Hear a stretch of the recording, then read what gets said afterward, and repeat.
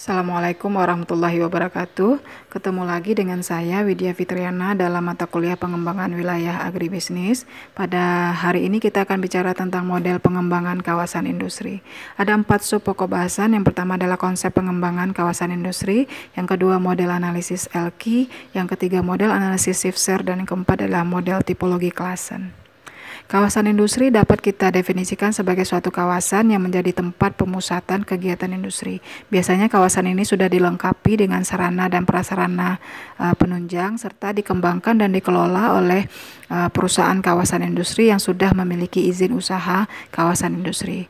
Pengembangan kawasan industri memiliki beberapa tujuan seperti yang dituangkan dalam Pasal 2 Nomor 24 Tahun 2009, antara lain adalah untuk mengendalikan pemanfaatan ruang, kemudian untuk meningkatkan upaya pembangunan industri yang ramah lingkungan, dan untuk mempercepat pertumbuhan industri di suatu daerah, dan dapat meningkatkan daya saing industri serta investasi, serta memberikan kepastian lokasi dalam perencanaan dan pembangunan infrastruktur yang telah terkoordinir antar sektor-sektor terkait. Ada beberapa prinsip dalam pengembangan kawasan industri. Yang pertama adalah prinsip kesesuaian tata ruang. Artinya, pemilihan, penetapan, dan penggunaan lahan untuk kawasan industri harus sesuai dan mengacu pada ketentuan yang telah ditetapkan dalam rencana tata ruang wilayah, baik RT/RW kabupaten ataupun RT/RW provinsi dan nasional. Nah, prinsip yang kedua adalah ketersediaan prasarana dan sarana.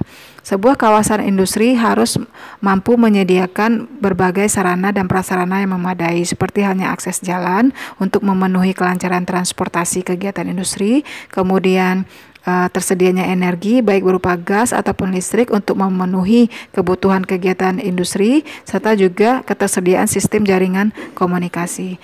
Nah, prinsip yang ketiga adalah ramah lingkungan. Artinya, pengembangan kawasan industri, pengelola kawasan tersebut harus melaksanakan pengendalian dan pengelolaan lingkungan yang sesuai dengan peraturan perundang-undangan yang berlaku, di mana kawasan industri wajib dilengkapi dengan dokumen analisis mengenai dampak lingkungan atau AMDAL. Nah, prinsip yang keempat adalah aspek efisiensi. Ini merupakan suatu landasan pokok dalam pengembangan industri, sehingga pengguna kafling atau user dapat mendapatkan lokasi kegiatan industri yang sudah tertata dengan baik. Nah, prinsip yang terakhir adalah keamanan dan kenyamanan bersama. Situasi dan kondisi keamanan yang stabil merupakan salah satu jaminan bagi keberlangsungan kegiatan kawasan industri. Nah, pengelola kawasan industri dapat bekerja sama dengan pemerintah daerah ataupun dengan pihak keamanan. Pengembangan kawasan industri di Indonesia pada awalnya lebih banyak terkonsentrasi di Pulau Jawa. Kawasan industri di Pulau Jawa dicirikan dengan pengembangan kawasan industri yang di-hire oleh teknologi tinggi, kemudian bersifat padat karya, dan juga memiliki konsumsi air yang rendah. Nah, untuk menumbuhkan pembangunan kawasan industri yang inklusif, maka pembangunan kawasan industri mulai diarahkan ke daerah-daerah di Pulau Jawa, seperti halnya Sulawesi, Sumatera, ataupun Kalimantan. Kawasan industri di luar Pulau Jawa lebih banyak difokuskan pada industri-industri yang berbasis pada sumber daya alam, ataupun pada industri yang berfungsi dalam peningkatan efisiensi sistem logistik, ataupun industri yang mampu mendorong pengembangan pusat-pusat ekonomi baru. Beberapa kawasan industri di luar Pulau Jawa misalnya adalah Bintan Industrial Estate ataupun kawasan industri Sekupang yang ada di Batam.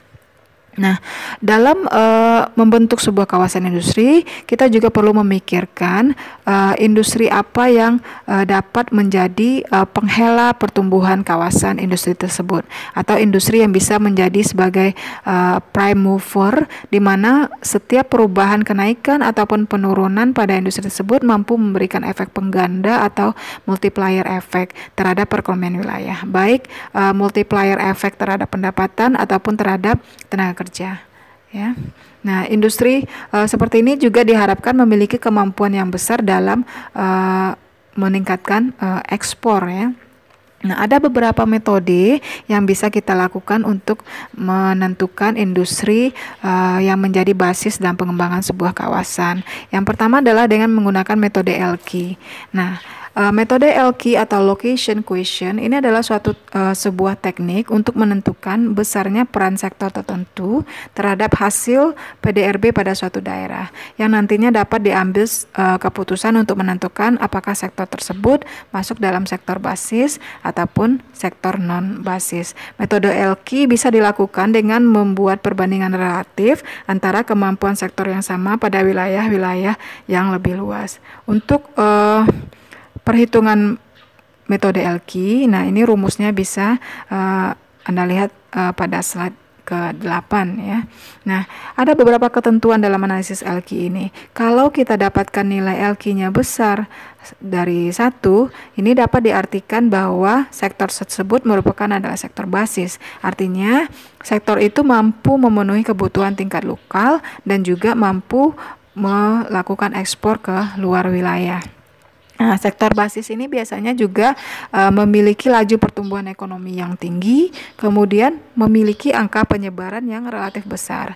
Nah, sektor ini juga memiliki keterkaitan antar sektor yang tinggi, baik keterkaitan ke depan ataupun keterkaitan ke belakang, serta mampu menciptakan nilai tambah yang tinggi. Ya. Sedangkan sektor yang memiliki LQ kecil dari 1, nah ini berarti bahwa sektor tersebut hanya mampu memenuhi kebutuhan internal wilayahnya dan dia dikategorikan sebagai sektor yang non basis ya. Nah, analisis kedua yang bisa kita lakukan adalah dengan menggunakan shift share analysis. Analisis ini untuk melihat potensi pertumbuhan produksi sektoral dari suatu kawasan atau wilayah. Nah, analisis ini juga dapat memberikan gambaran performance atau kinerja dari suatu industri atau sektor di suatu wilayah apabila kita bandingkan dengan perekonomian nasional. Nah, dalam analisis shift share ada 3 komponen. Yang pertama adalah total shift share. Ini untuk melihat perubahan produksi ataupun kesempatan kerja di suatu wilayah yang disebabkan oleh perubahan produksi yang terjadi di daerah tersebut. Nah, kebijakan ekonomi nasional ataupun oleh kebijakan lain yang mempengaruhi sektor perekonomian dalam suatu wilayah. Nah, komponen yang kedua adalah proportional shift. Nah, ini dilakukan dengan membandingkan suatu sektor sebagai bagian dari perekonomian daerah dengan sektor tersebut sebagai bagian dari perekonomian nasional. Nah, komponen ini dapat menunjukkan apakah aktivitas ekonomi pada sektor tersebut atau pada industri tersebut tumbuh lebih cepat atau lebih lambat dibandingkan dengan pertumbuhan aktivitas industri secara nasional. Nah, komponen yang ketiga adalah differential shift. Ini untuk mengukur kinerja sektor lokal terhadap sektor yang sama pada perekonomian acuan.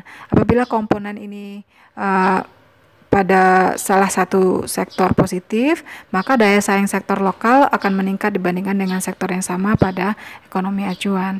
Nah, untuk model perhitungan analisis shift share bisa kita lihat pada slide ke-11 ya. Nah, model berikutnya yang bisa kita gunakan adalah dengan melakukan tipologi Classen. Nah, tipologi Classen merupakan suatu metode untuk mengidentifikasi dan menganalisis sektor ataupun industri atau komoditi yang menjadi prioritas dalam suatu daerah. Nah, atau suatu kawasan. Dalam analisis Classen ini nanti akan diperoleh informasi perbandingan antara kontribusi dan pertumbuhan sektor maupun subsektor ekonomi. Ada 4 tipologi dalam analisis Classen.